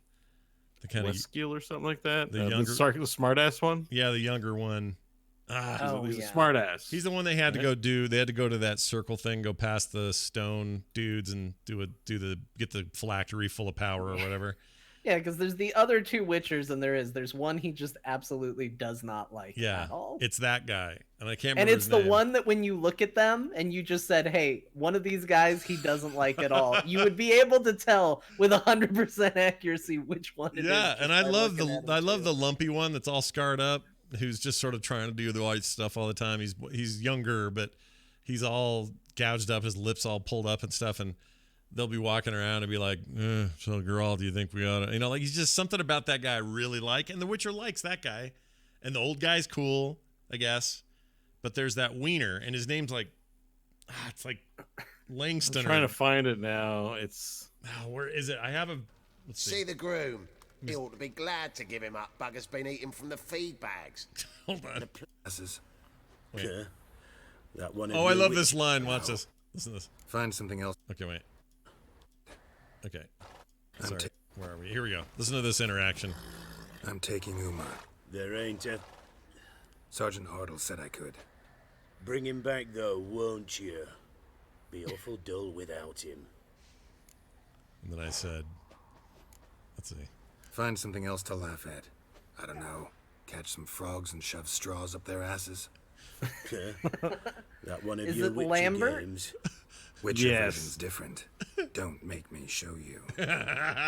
He's just such an a-hole. Anyway, I it captured is Lambert. It is Lambert. Lambert. That's it. And I don't know if you guys noticed this. Listen to this. Hold on, let me skip over here. Very well. Give the orders. Then set sail. The voice of the king is Old Man Lannister. Tywin. Tywin. Yeah, Tywin plays the king. Nilfgaardian king. Yeah, he's great in there. Anyway, yeah, he's I'm playing it like it's new. It's like Christmas morning in the Witcher town. I don't know what's going on with me, but I'm loving it. in Witcher Town. It's really good. I also played a bunch of Wolson, which is that it's the guy on the Tim Taylor show that would never show his face behind the fence. Wilson. No, it's I thought you made that. I thought that was a typo when you told me what you were playing, and I just was like, I don't know what Scott's talking about. And then Kyle started responding to you in chat, and I was like, what are they talking about? yeah. It's Like- okay. So it's this Diablo-like game that was kickstarted at first. It's a French company. It's their first game. It had a lot of promise from the Kickstarter. Slow burn on the what do you call it? The early access. It's coming out of early access next month. It was actually supposed to do this month, but they pushed it 3 weeks or something. And turns out it's like a really good one of those. Like somewhere between Path of Exile and Diablo 3 sits this game. Visually, it's closer to like Diablo 4 or something. It's beautiful. It's running in the Crytek engine, which sounds weird, but it works. The actual combat is super fast and crazy. It uses a skill tree that's similar to Path of Exile, but not quite as complicated. It has what's the word? Non sequitur, non-Euclidean, what's the word? Anyway, it means that you can wear like two different gloves. Does that make sense? Or two different shoulder pads. So it's like Oh, it's asymmetrical. asymmetrical is what I meant. Character Oh, development. that's awesome. Yeah, I didn't with know the- that. That's with the- actually a nice touch. Yeah, it's cool. It's cool. I mean, sometimes you look a little weird, like you're wearing two different shoulder things, but Two different gloves or two different shoulders. yeah, it's a little odd that way at first, but the stat stuff is really cool, and I like how the abilities get acquired, and it's just it's an interesting take. I think it might be. I really want to see Finished Polished 1.0 next month to sort of give any kind of final word on it, but gameplay wise, and so far playing that game, I think it might tide me over till Diablo. It's pretty good. The name's stupid, Yup. as John pointed out. Well, Wolson. what is a Wolson? Did you meet Wolson? No, There's nobody named Wilson. I like how like one game the big bad guy's Diablo and the other one is the dude named Wilson. I know. Hey everybody, Wilson here, and I'd appreciate it if you'd stop doing what you're doing. Oh, it You also have has to a defend the realm of France from Wilson. it also has a non-linear sort of character progression. So if you want to, you basically build whatever you want. The 3 basic classes are melee, magic, and range, like sort of arrows and that sort of stuff. And that sounds boring at first, but once you get in, you realize, oh, I see what they're doing. It's basically kind of build crazy things out of these characters, and it has a moving resource meter. So if you're using a bunch of magic, it's going to pull points over here, and you're going to lose mana as you fight, like you would spend mana in any game and then rebuild it with other stuff. Or if it's suddenly going melee, that resource shifts over in this direction into the rage meter. It's kind of hard to explain, but it's this weird. Well, I'm watching some of the video and it looks like I see what you mean. It's like I don't get what the mechanic is, but it just seems like life is shifting over to mana and mana is shifting over to life in some weird way. Well, in this case, It's almost like you have to balance it out. Like kind of, or if you're going to do a combination class, kind of build your own thing, you're going to want to balance those out in a way that fits your play style. And then different gear and different choices in the talent tree will obviously help augment stuff you want to do. I'm still pretty early in it, and part of me wants to hold off until 1.0 because I don't know if they're doing a character wipe. I guess I could look it up and find out. I mean, it's the day before Valentine's Day it launches, apparently, so we're pretty close. Yeah, it seems super cool. Like it definitely scratched that itch for the hours that I played it, and I would recommend. Yeah, the graphics are real pretty. There are moments where the story's a little on the cheeseball side, and there's a couple of animation things that are questionable in the early goings, but then there are moments I see it and go, oh my gosh, is this a video game? Because that's freaking beautiful, like amazing vistas and like area effects and shots and stuff. It's so, in that way it's kind of a mixed bag, but what was I going to say? I wouldn't play so you can start characters either online or offline, like most of these games. Or it's like Diablo 2 used to do. Do you remember that? How that worked? You'd make an online character or you'd make an offline character. They didn't cross over. That's kind of like that. I would recommend making that offline character, even though this game does have co-op and stuff, because at least at this stage until 1.0 comes out, this may all be fixed, but their net code's a little squishy. It's a little laggy and weird. Rubber banding a lot. A little bit, stuff. Yeah. And that's how I played it at first. And I went, ooh, I don't know if I like this. And then I restarted an offline character. Someone had recommended that in the Reddit, and it's smooth, beautiful, fast, like super tight. It felt really good. So if they can get that online stuff down, that could be a really good mode. Yeah, the monster designs look good, and there seems to be like a lot of fun dodging mechanics. I don't know, this looks really great, actually. Oh yeah, and the dodge mechanic is so much more than just the Diablo roll that you get on the console versions. It's like a proper make up some distance kind of thing. It has limited uses. I saw a rogue with 2 knives dashing around the battlefield, and I'm like, oh, John wants to. Oh yeah, totally. I do. It's got all that weird shit in there. It's cool. I so far so good. I'm very excited to see how this thing launches. It was on sale for a bit, so I picked it up cheap. I guess Patrick backed it on Kickstarter back in the day, and he couldn't remember. He was telling me he couldn't remember why, and I said because it's French, but it's not French. Like the localization, it's all very English, and people talking in English accents and stuff. But I guess it's a French developer. It's cool though. I like it. And then a lot of positive reviews on the Epic Store. They put up a free game like they do every month. I got all the free stuff during the holidays too. That was pretty great. They were doing free games every day or whatever, and that was awesome. Anyway, they gave away this week, or they started giving away a game called Sundered Eldritch Edition, and I've never heard of this. It is a Metroidvania style hand animated 2D side scroller deal. That's just beautiful. Real nice. Very good looking to look at. It's made by those Jotun people. Do you remember Jotun? Is that familiar to you guys or just me? It sounds familiar, but what else did they make? The game is called, the one I know of is Jotun Valhalla Edition. Let me look this up real quick. I think I picked that up as a free game not too long ago. Yeah, that came out somewhere. That came out in 2015, and it also featured hand animated stuff, all hand drawn, I should say. Yeah. Dealt with Norse mythology and that sort of stuff. It's the same team did this, Thunder Lotus Games, and this thing is not set in that world. It's like a weird sci-fi fantasy thing, and I'm really enamored with it. It's very cool, and the fact that it's free makes that even better. But just kind of a fun loop of like, I don't know, kind of Dead Cells, but not really. It's not really a roguelike. It's more traditional, like like Castlevania or something similar to that.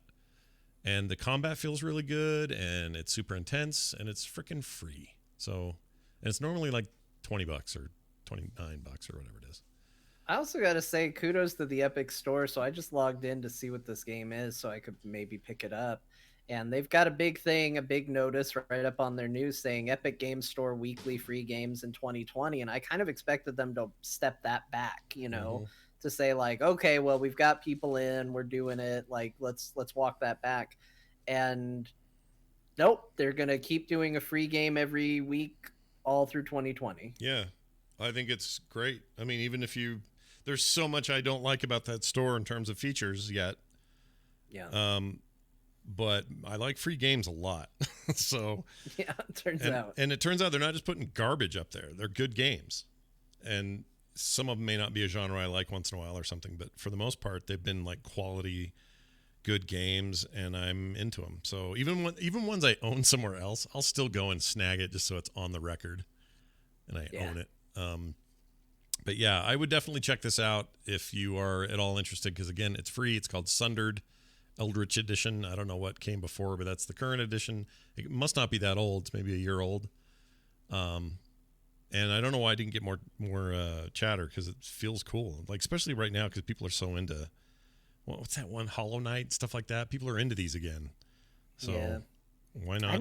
Hollow Knight never landed for me. Like, I know I'm inviting controversy by saying that, because the people who love Hollow Knight love Hollow Knight. Yeah. But it never did it for me. I kept waiting for it to get good based on everything I had heard, and it just never did. Same. Never snapped for me either. I don't know why, but it didn't. John, what are you playing? Oh, I still haven't even looked at the patch yet. I have to do that before Friday. So I'll go over the two quicker ones first. Still playing a lot of Star Wars Battlefront 2, enjoying the heck out of that game. Actually getting good, feeling very proud of myself sometimes in that game. Dicey Dungeons, I've been playing a ton of that, and I gotta say, the thing that surprised me the most about that game that I didn't know that last week, that I'm bringing to it this week, is the first class you play, the warrior, is very cut and dry. Yeah. And then you get the thief, which is a very logical, D&D brain. You imagine how a warrior functions, then you imagine how a thief functions comparatively. And I was like, okay, I see where this is going. And then after that, I think the next one you unlock is the robot. Yeah, the robot. Isn't he weird? And what I didn't realize is how dramatically that game changes how it plays depending on the class. Yep. Because the robot is insanely different. Yeah. It's not just like, oh, look at the weird ability. Like, you're calculating your dice. There's a weird gambling element to it. Yeah, you're basically playing blackjack before you do anything else with him. Yeah, it's super crazy. You can get to then you unlock the witch later, which is like D&D. You actually have a spell book where you memorize spells to it, and it has a cantrip element where it's like, well, you always know these spells versus ones you need to prep, and it's crazy how deep some of those classes get. And really, really cool game. So I continue to just enjoy the hell out of it. Same. Boy, is it hard. Oh, that it's game super gets hard. Yeah, quick. especially in the robot with the robot dude, because everything's a gamble every time you do anything, and then even once you've made a good gamble. And I do like his thing, you get beat up enough, you get your bonus thing, you can just hit it and you get a perfect roll. Yeah. Even then, you still have all these choices to make about what cards you're going to put dice into, when are you going to do it. There's more strategy there than you think. I'm half convinced that thing's the best one of these, deck building, Slay the Spire likes. It's very good. It's really subtle. It's deceptively that way. And they start you off on such a clear-cut path of you're like, oh, I know exactly what this game is. And then some of those other classes just change it up dramatically. Playing as the robot felt like a completely different game, and one that I actually liked a lot better. Yeah, it blew my So- mind. And when I used him for the first 2 times, I didn't realize, I didn't quite get the mechanic. I was like, wait, why am I overloading and then I have no moves? Like, now it's the other guy's turn again. What did I do wrong? And then it hit me. I'm like, oh, I need to stay under that number. Yeah. And that's fun kind of in its own weird way, like in a real basic sort of I'm playing blackjack kind of way. Yeah. And then there's the whole rest of the ramifications after you do it. The game's just really good. I think Bo would love that game. I think he Yeah, would Dicey love that Dungeons game. is solid. Yeah, it's definitely one on my to-do list. Yeah, just oozing with gameplay, I think deceptively I think the only class that I really struggled with was the Tinkerer, who seems to go from really easy and great at the beginning Mhm. to, oh my gosh, how am I supposed to play this game hard by the end of your run? Yeah. Like, Yeah, he gets. because you have to break down one of your moves after every match, basically. Mhm. So that that class I've really struggled with, but I've loved all the other ones. So Yeah, and the variety is such that it's gonna attract players in different ways. Like somebody's really gonna glom onto that thief and the way the thief does stuff, splitting dice and all that stuff, just weird stuff like that. And then other people are gonna really glom onto playing the way the robot plays. But then a fair amount of people will play that warrior and just go, well, this is fine. I still am having a good time here with a class that's not difficult really to play, but it's still a fun game to play. It's just really good. If I only had one complaint, I didn't love the art style at first. I like it better now. I think it could be, I don't know. There's something about the art style that rubbed me a little bit wrong, and maybe there's ways there could have been something to tweak that. But then again, and I said this in our Slack, freaking Slay the Spire looks like some kid in detention scratched it on his desk. You know what I mean? Right. It's just stoner art. It's not good anyway. So none of this stuff is that great. It's just, this is a particular aesthetic. And once you get used to it, it's pretty cartoony and weird, but once you do, it's great. I love it. yeah, there's elements of it I love. I think all the dice have really good personality. I think Lady Luck looks cool. Mhm. But then you look at like some of their like weird buff snowmen and you're Mhm. like, I don't know what's up with that guy. That guy looks a little rough. Yeah. So yeah, I would agree with that. Two thumbs the up. other Though. thing, It's very good. Very good game. only other thing I really played was World of Warcraft last night. We're on 8.3 now for the big patch. It so far, I unlocked being able to make little fox people, so that was important and that was fine. But other than that, really all I've done is unlock new ways to do daily quests, which is fine. It's all new content and it's all very, eyeballs and old gods and tendrils and stuff like that. So it's got a very cool aesthetic, but I wouldn't say that it has done anything that has like shattered my preconceptions of what World of Warcraft is. It's just a very solid introduction to some new daily activities you can do. So if you're inclined to do that, then there is some great new content for you. Nice. Yeah, I haven't. It's really long though. Like I played basically from the moment I got home last night to the moment I was like, oh, I got to go to bed, and I still was not through all my introduction stuff. So Yeah, it's I long. heard there's a lot of that stuff. All right. How do you feel about Deathwing's son looking all suave, Rico Suave these days? What do you think about that guy? Yeah, he comes in looking like a real fancy lad, and he and Anduin get a little Fancy lad. like I don't know. I feel like Anduin saw him, walked up, and was like, Rathion, and then I just heard the sound of 1,000 ships setting sail. So it is what Nice. it is. He's a very fancy lad. It's the best way to put it. Yeah. Everyone wants those two to be lovers. I don't know. Do they? I mean, I don't know. They spend a lot of time together in Pandaria, and they've got that people really are into like the Rey Kylo Ren thing. Like, Mhm. even though they should hate each other, they're like, but what if they kissed instead? And I kind of feel like it's now the same thing with Rathion and Anduin. yeah. Oh, that sounds like a hot take that we haven't earthed up yet. I mean, Anduin's we all saw Star Wars over the holiday, and we've had zero Star Wars talk at all. And I wonder if it's just to keep the peace Uh-huh.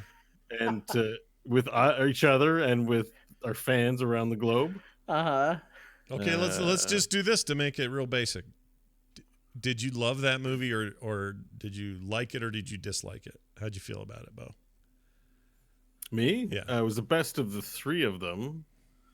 It diminished the first two in my mind. I feel like this should have been movie one. Okay. But I enjoyed it. All right, John. Now Sure, let's- there's some weird stuff in it.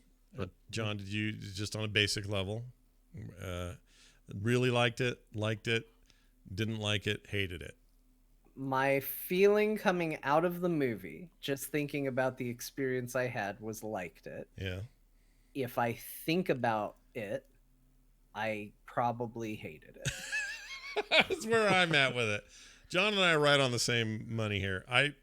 I cannot think too hard about that movie or I hate it.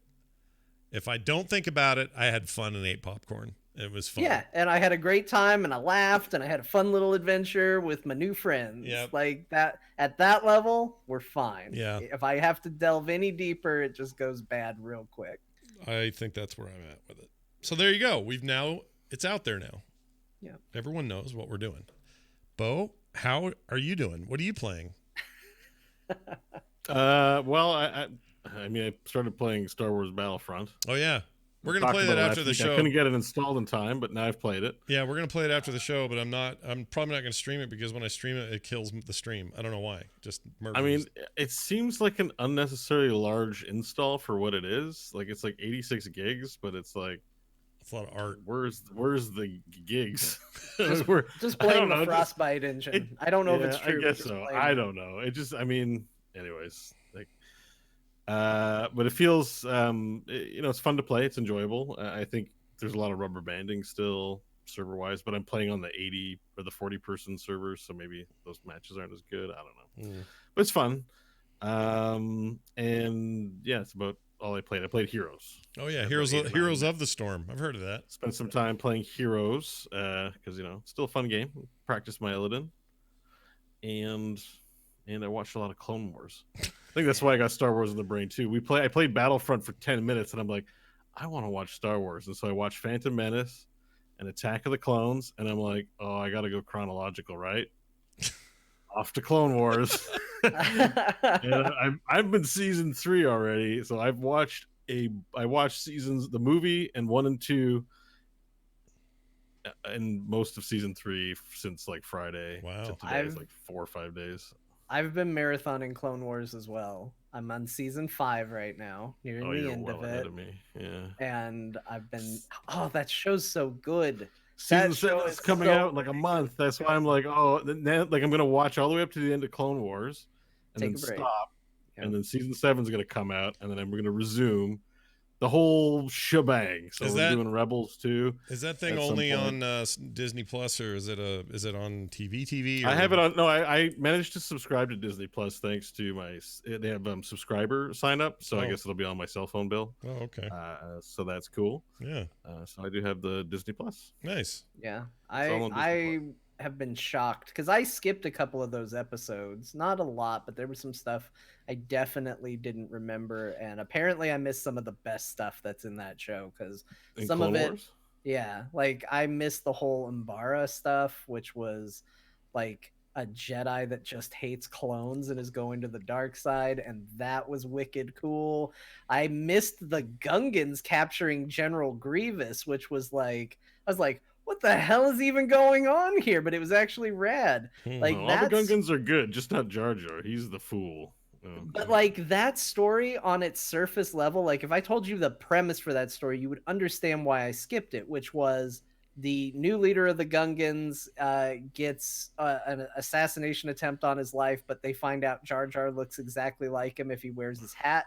So Jar Jar's going to impersonate the new Gungan leader, and you're like, I'm not going to watch this. This sounds like an awful episode. I hate this. Mm. And then out of nowhere, General Grievous shows up, like gets in the same room as Jar Jar, and it's not like the worst thing ever. It's actually really good. Then goes out, has a duel with a bunch of Gungans, and gets friggin' wrecked by the Gungans, including Captain Tarful or whatever his name is, who dies tragically in the Wow. fight. Wow. And I was like, oh my gosh, this episode was good. Why'd I skip it? Because the premise sounds horrific, but it sounds like they nailed it. The thing about the Clone Wars is that like it's got Filoni at the helm, which if you like the Mandalorian, you gotta like it's just the same DNA completely from the TV show to the Clone Wars, right? It's just so good. Yeah, I'm watching Rebels, but I mean to also catch up on. I never finished Clone Wars either, so I just need to get in there and dig in. I like Rebels a lot too. So far, it's very good. Yeah, Rebels started off kind of slow, and I wasn't into the art. But as soon as they start putting really meaningful meetings of like major characters coming in and stuff like that, it all washes away, and you're just super into it. You know what I mean? I'm into it already, and I'm still in the bits people say are slow, and I really like where I'm at. Yeah. And that's you can spot Liam O'Brien in Rebels. He plays all kinds of like all kinds of stuff and officers and stuff. Like every time some random officer number 3 comes by and he's like, "You don't belong in this part of the battle station. Yeah. Get over there." And I'm like, "That's Liam." I sent her I sent him a text when I was watching it. I said, I just found you in Rebels, and he goes, "The old farmer fart or the nasty I can't remember what he said. The nasty Empire guy or whatever." And I said, "Both." And then he says, "Well, there's more to come." And sure enough, he's all over that thing. Just all Liam all day on that show. It's great. We need to get him an Illidan adjacent character in this High Republic. Like he's the bad guy, and he's like, "I've been a Sith for 10,000 years." Yeah, I'd be into that. Yeah. All right. Higher, Kathleen, get on it. How do we feel about that Call of the Wild movie with Harrison Ford? How do we feel about that? Is that a thing we're thinking about? What's that? Is that the new Indiana Jones movie? It's coming out soon. It's Indiana Jones and the Call of the Wild. It's that old book by what's his name? Call of the Wild's the movie. There's a famous book it's based on, and it's Harrison Ford and a dog. That sounds fine. I mean, that's basically Han Solo that you just described, but it sounds fine. Yeah, I guess so. Is this by Disney? No, I think it's okay. So I noticed on Disney Plus, there's a lot of movies that it's like old white guy with an animal or a herd of the animals. And right. It's like a trope. Based on the name, I thought it was going to be a story about him having to go pee. That's the Call of the Wild, right? When your uncle's like, the Call of the Wild beckons. I'm going out. Don't follow. See a man. Marion, I'm going outside. I got to answer the Call of the Wild. No, it was some famous. What's his name? Who wrote it? Hold on. I had it when you started saying it, and now it's gone. Jack London. Jack London. That's it. Yep. Yeah, that's a famous book. Like 1903, a Canadian book. Oh no, it's set in the Yukon, Canada, during the 1890s. Klondike Gold Rush, when dog sled dogs were in high demand. Central character of the novel is a dog named Buck. So it's Buck and old Indiana Jones rocking the joint together. So this is a mega CGI fest. This thing is it? At a trailer. Yeah, like it's like I don't know if the animals talk. I have the volume off, but it's that they CGI expressions onto animals' faces. There's at one point where Harrison Ford and the dog are going over a waterfall, and it's clearly like, oh no, painted on, and the dog's like, Ruh-roh. Yeah, I don't know. It might still be good. I'm pretty lax on my CGI standards when movies are blatantly CGI filled, like The Matrix, Mr. Smith, the Million Mr. Smiths fight, where all of a sudden it turns into a cartoon for about 3 seconds at a time. Yeah. I'm just like, no, I've decided I'm still gonna like this. I'm gonna pretend I'm not seeing this clear shoddiness. Oh, those are so bad. I hate those 2 movies. First one's amazing. See, I love the movies, but I'm willing to admit, like, it's a boat with big holes that they're boats with big holes in them. Yeah. So I can call a spade, but I still like them. Well, Call of the Wild, by the way, has got Kara Gee in it, or G, however you say her name. She's you'll know her. The Expanse girl. Yeah, Kamina Drummer on The Expanse. She's great. Well, okay, so I think she's actually First Nations. She's a Canadian actress. She is Canadian, She's is she? I didn't realize that. She's she's a First Nations Indigenous person. Oh, no way. That's cool. Yeah. So it seems She's so You know, they good. in didn't that. cast Scarlett Johansson in this one. No, she's so good in The Expanse. Her belter accent is. She somehow made it attractive. I don't know how she did it, but she actually. Yeah, she's like sexy as hell when she's like bossing people around and everyone's trying to give her gruff. and With she that just, accent, like, how do you, I can't even do it. My goal before 2020 is over is to do a good belter accent. I'm gonna figure it out. What do you think you're doing, Sasuke? She got a kind of a deep voice, like a growl almost. How do you, You know, do she, it though? she doesn't talk like this. I'm from the belt. I'm a beltalada. You know, she's like, I'm a beltalada. Yeah. That's cool. I like like that. it. This show is now Bo's chance to sort of do a little practice before his next NPC on Sunday. I know that's good. That's true. That's how You- we avoid You guys like the Newt Gunray? last Italian week? Scotsman, Yeah. as if he gets to practice it a little. You bit guys more. like Newt Gunray? Did you make that connection? I just said I watched Phantom Menace last week. Yeah. One of Oh the- yeah, Yeah. absolutely. Oh, I got it at the time. The Trade Federation is unhappy. The current arrangement. No, we recognized your Newt Gunray right away. My lord, is that legal?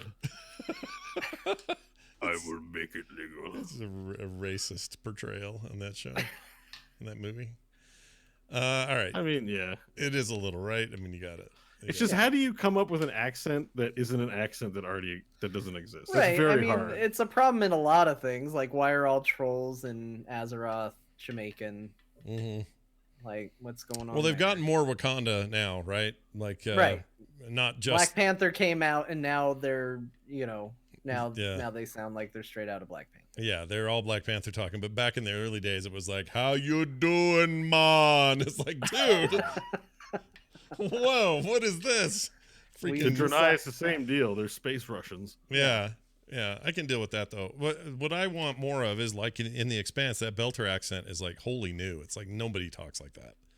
Like What that race would have the Newt Gunray voice if it ever happened in World of Warcraft? Japanese? This is the Pandaren, right? Oh, the Pandaren, yeah. Well, I mean, Slow down. slow down. I Yeah, freaking it's love clearly that. Pandaren. That yeah. Lore Walker Cho stuff. I could listen to that all day. Oh, he's in the patch. Oh, good. We Yeah, haven't you seen get him in you a get while. a lot more Lore Walker Cho. Well, because we got to go back to the 1,000 Lilies of the Monkey Ranch or whatever it's called, right? And fight Oh, you stuff. got it on your first guess. You didn't need Thousand any correct- Lilies of the Monkey Ranch. I remember That's a the name great of it. assemblage of words. I really like that. What was the name of the place? The 1,000 Needles of the. I don't know. You came up with a better one, and it's taken its place in my mind. Then you go do Invasions or whatever it is. Nope, that's not it. I don't know. It's the The place. Eternal Veil. Eternal That's it, Blossoms. yeah. Veil of Eternal Blossoms. That's it. There you No. go. That was close. I knew it was a lot of something. It's close. You put It six was a different, lot of six something. different zones into one name.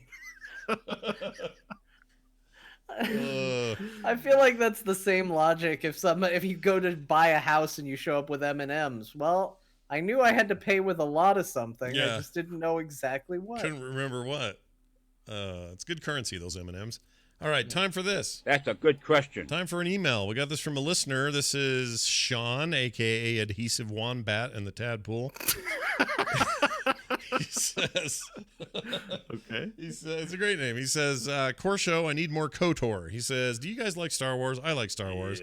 I like Star Wars video games. My favorite game to come out of the Star Wars universe is far and away Star Wars Knights of the Old Republic. Given all the hype around Star Wars at the moment, it seems now would be the perfect time to remaster that game and release it on the Nintendo Switch. It's the perfect platform. I actually think it's already there. I think you can get that on the Switch. KOTOR, I believe. I could be wrong, but I'm pretty sure. You can probably get it on Origin cheap access for $5. This that's email true. works 100% for me still if you remove all mention of the Nintendo Switch. Oh, well, yeah, It that's doesn't true. even need to be on there. I still feel I agree with it. I agree. But it says, I want KOTOR on my Switch, and I also don't care whose butt I have to suck to get it, he says. Whoa. Yeah. Do you hear me, BioWare? I will suck your whole butt if you remaster that game for the Switch. Whether that's an incentive or a threat is up to you. What do you guys think, Sean, a.k.a. See, Adhesive I Wombat? didn't think you. This is what I think. I didn't think you were serious until you said the whole butt. The whole butt. Suck your whole butt. Then I knew you were serious because it wasn't just part of the butt that you preferred; it was all of the butt. It is whole butt. the entirety of the butt. It's like It's like the Native Americans and the buffalo. They eat the whole. They use the whole buffalo. In this case, Adhesive Wombat uses the entire butt. Yeah, but now that he mentions it, I'm trying to. It's not on Origin, I don't think. I'm trying to look for it here. I haven't played KOTOR or KOTOR 2. Oh, haven't really? That's like one of the you Oh must my play games. gosh, yeah, those games are. I mean, their Mass Yeah. Effect doesn't exist without KOTOR. It's amazing. It doesn't. I mean, look, it's rough. It's a product of its time. Going back is hard. There's a reason why I do agree that this should probably be a remaster and not released as it is. It is here. But man, that game, I love It that was first so game good. so much. So good. There's so many cool ideas, so much good storytelling, and KOTOR 2, I think, has even better ideas, but it doesn't have the execution. Like, Mhm. you should definitely, if you go and play KOTOR 2, you should download all the lost content that exists for that thing, because a lot of cool stuff got cut out of that game. Yeah, it has a very active sort of mod community thing that kind of helped put all that together. I followed some of that for a while, but that first, there might be an upres mod.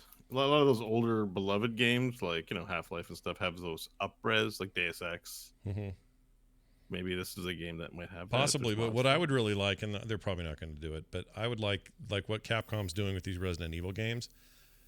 I would kill for them to do that with KOTOR. The original KOTOR would be an amazing freaking remaster. Oh my gosh! Oh, like a remaster on the level of Doom and Resident Evil and stuff. Yeah, that, like the RE2 remaster. If you went to that level of remastering something, and so you're keeping the essence of the game, but you're just taking it into the next, Oh my God, decade. EA, I know we just said this for Witcher 3, that like, oh, it came out a long time ago, so who cares? But nobody spoilers, please. No spoilers.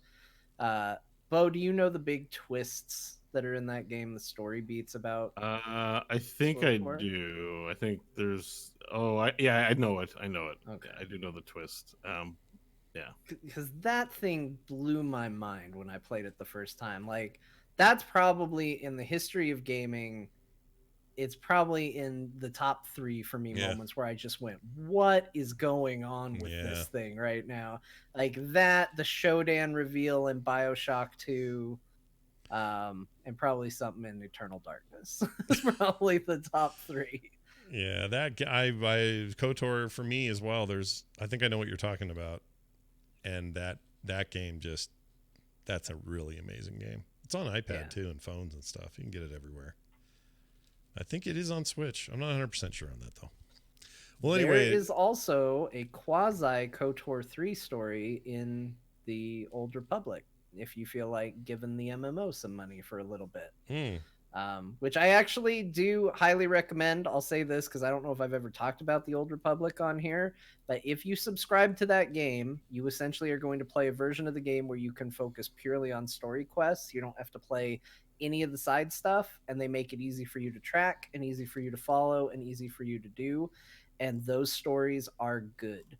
Especially once you get through like the main original game, the expanded stuff that's going on in that is stuff that, like, even just now the Star Wars films are starting to get there and go like, oh, wouldn't this be a cool idea? It's already in those games and it's already done way better. Like, there is some crazy stuff in that game, and if I told you some of the story beats that game took, you'd go, how do they do that in an MMO? And they do that in an MMO, and they do it quite well. So I highly recommend it. Has gotten, since it's been around for a while. I mean, Scott, I know you even did a show for a while, for it. Yeah. If it's like aged well and like it's good to play kind of thing, check it out. Well, it's free to play now, but in John's case, his method is actually probably the preferable one. Just get in there for a while and play and pay. And the way that works, John, is it like, does it scale leveling? And like, how do you make sure you're progressing at the rate you need to? Does it just take care of all that?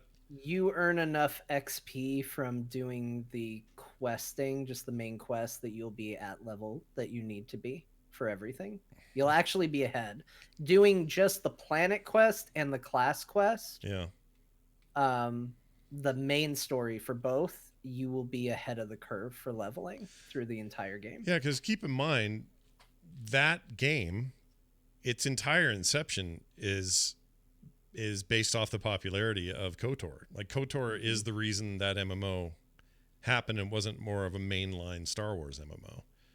It was on the backs of that popularity. So There's Anyway. a whole arc where Revan returns, even though this game takes place significantly after the age of Darth Revan and all that. But Yeah. Revan comes back. There's a continuation of that story. HK-47 in some form returns to that world. Like, it basically is a KOTOR 3. And actually, the main story itself through that first game does do a continuation of Revan's story in a big way, because it sort of picks up with whatever his final task was and runs with it. So there's a lot of cool stuff in that. I've been itching to get back and play it ever since watching The Mandalorian and all that, because bounty hunter is one of the classes you can play, and there's a really good story involving bounty hunters and Mandalorians in there. Yeah, my favorite character story, I think, was the bounty hunter. I think I played almost all of them to some level, and I had Bounty a lot Hunter's of really fun. good. Yeah. I played a Dark Jedi, which was phenomenal, and I didn't think I'd like it because I usually have to play the good guy. Yeah. The Imperial Agent was really solid, surprisingly, like the Mhm. most boring sounding class, but you basically play James Bond in Star Wars, and it turns out that was a lot of fun. So Yeah, there's there's some good really, things to really say cool about stuff. that game. It's cool. Never really, it didn't do the kind of business that WoW does, but who does? Nobody does. Scott, what if I told you in that game Mm. you become the Emperor? What? Like, literally, you become the Emperor. Like Palpatine or a Emperor? Like above what Palpatine would be. What? What game is that? KOTOR. In the Old Or, Republic. Sorry, Old What? Republic. Really? In that game, you can become the Emperor? Yes. Yeah. It's crazy. Like the only Emperor, like as a thing, or every, it's a. Like, the expansion is about a empire that's hidden away from everybody else coming and basically wipes the floor with the Sith Empire and the Galactic Republic. It beats them both, and it's led by an emperor, and you get his job. What? That's crazy. Oh. It's nuts. The stuff in that story is insane. It's so good. I want to play it again. What was the already. thing with what was the cinematic kinda thing with the wanna guy play and it his too. two sons? What was that about? Is That was part- it. That was the emperor training his two kids. Oh, okay. And that was yeah. a cool cinematic. It was very good. he freaking possesses you and he can talk to you. Like, basically the Dying Talus mechanic is in that game full on. Like, it's insane. It's so good. All right, I'm in. Oh, I just dropped a thing. Okay, forget it. Forget about what I dropped. That's the show. Everybody, go play KOTOR, I guess. Or no, go play SWOTOR. Old Republic. Yeah. Yeah. Is it SWOTOR? Is that still what we call it? Yeah, I think so. It's a terrible shortening of a game's name. Yeah. That's going to do it for the show. Thank you all for being here, for watching, for hanging out with us. We really appreciate it. Did you know that you can support this show by heading on over to frogpants.com/core, C-O-R-E. Join our Patreon and jump in. You get a free bonus show every month. Or no, sorry, every week, because we record pre and post show right here. And that's the only way you can get it, is if you sign up there. Well, if you come watch us live, you hear a lot of it too. But anyway, it's a great way to get a little extra content for your listening pleasure if you subscribe to the Patreon for Core. So go do it. That's over at patreon.com/core show. And there's a link to it on our website as well. If you want to send an email in here like Adhesive Wombat did, super simple. Just go to the same website I just mentioned and click on the contact link. Easy squeezy. You can also find us on Twitter, Core Show. Sorry, Core Pod is the show. John_Jagger, Scott Johnson, and Bo Schwartz. All one word there for the Bo Schwartz. That's going to do it for us. Any final words of wisdom? Bo, anything from you? Don't read your adventure campaign settings thoroughly before running your game. All right, great. Or else you might you might have some Or magic. else you might things. tell one of your players wrong information and it will affect them for several weeks. Not that we know anything about that, but good idea. John, final words from John. Work up to sucking a whole butt. Don't try to do the whole butt right away. Yeah, I agree. Why go full butt when you can go quarter butt, half butt? Eventually get full butt. It's fine. It's important to pace yourself. Yeah, taper up is what we're saying. Yeah. Taper up. Good luck with that. Keep a journal and notice your gains. Yeah. Keep a detailed journal of how much butt you're sucking. Oh, Lord. All right, that's going to do it. Thank you all for being here. We'll be back next time with a whole nother show. Until then, take care.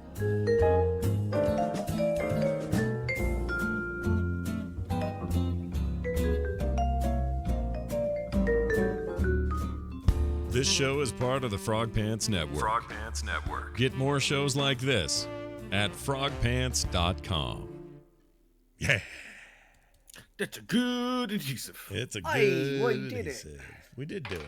Well done, everybody. Oh, I heard a die. Someone threw a die. Was that Bo? Yeah, I rolled a 14. Nice. Nice. Hey, Geralt, I rolled